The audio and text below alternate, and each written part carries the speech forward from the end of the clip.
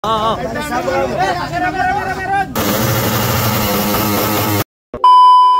So, yung magandang araw sa inyong lahat mga boss. So, ayan, ngayong araw pala ay nilinisin na namin yung pwesto namin sa may Caltex San Simon. So, ayan, sa mga hindi nakakaalam, itatayo po kami ng Thai Motor Parts dito sa may Caltex San Simon. Ayan.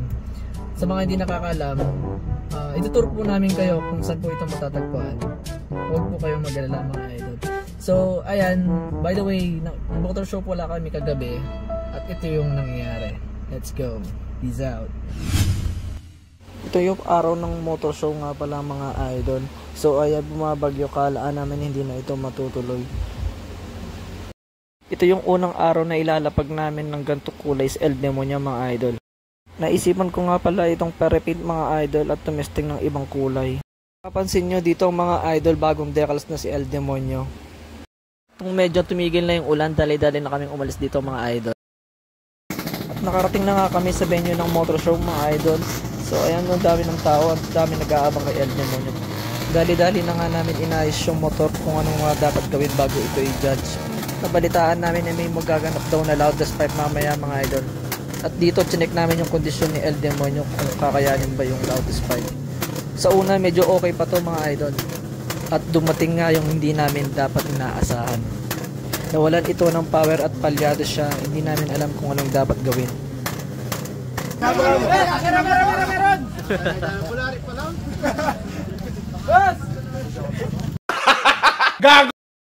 At dito nagawa pa nga magbiro ng mga tao dito ay nahanap ng kalaro si El Demonyo.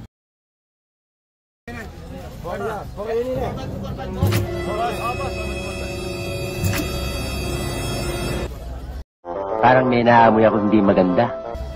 At dito sinubukan namin magpalit ng spark plug, baka dito lang yung problema namin. Sa dami-dami namin kinalikot, ito lang pala yung magiging problema niya mga idol. At dito napalitan na nga namin siya ng spark plug at buti na lang yung katabi namin may dala siyang extra na spark plug. Shoutout nga pala sa mga tumulong sa atin.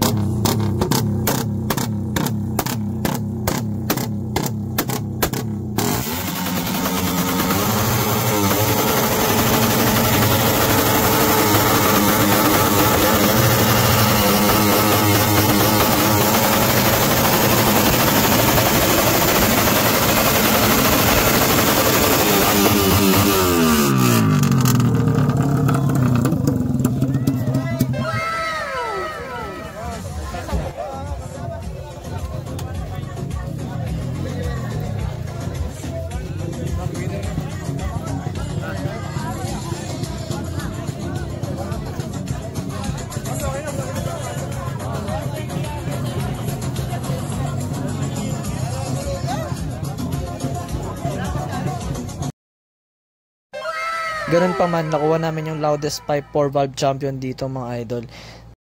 At nakuha din natin yung overall Thai non-pro second mga idol. At ayun yung mga naganap kagabi mga boss, kaya congrats sa atin lahat. Tomorrow. At dito bumili na ako ng materyales na gagamitin namin sa pagpipintura at pagpapaganda ng aming motor shop. Sobrang excited ko na nga dito mga boss dahil ito yung unang araw na magkaka-business kami at matagal ko na ito pinapangarap. Kaya hindi ko sasayangin ang opportunity na to mga idol. At papunta na nga kami sa pesto mga idol. At kung papunta nga pala kayo ng Apalit, banda lang ito sa may San Simon exit sa Caltex San Simon. At crossing bandang kanan mga idol. Tapat ito mismo ng Caltex mga idol. Ito nga pala yung papunta ng San Fernando, MacArthur Highway. At sa bandang kanan naman ay ang papunta ng Apalit at Bulacan. At sa mga naghahanap ng mga pyesa mga idol, paki-PM lang ako sa aking account.